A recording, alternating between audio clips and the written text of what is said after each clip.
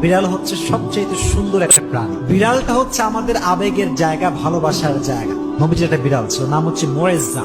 নাম কি? মুয়েজ্জা। একটা হাদিসে এসেছে, অবাক করা হাদিস। দেখেন, নবীজি একবার ঘরে প্রবেশ করলেন, নবীজির জামা রাখা আছে। হাদিসে এসেছে, নবী যখন ঘরে প্রবেশ করলেন, দেখলেন জামার এক সাইডে ছোট্ট একটা বিড়াল আরামে ঘুমাচ্ছে। সুবহানাল্লাহ, ঘুমিয়ে আছে। নবী যখন আসলেন, তিনি চাইলে ডাকতে পারতেন যে বিড়াল ওঠো, আমার নামাজের সময় হয়ে গেছে, আমার জামা আমাকে দাও। এই হাদিসটি আমি সকালে পড়েছি, বড্ড অবাক হয়েছে। হাদিসে এসেছে নবী বিড়ালকে ডাকেন নাই, তার শরীরে স্পর্শ করেন নাই।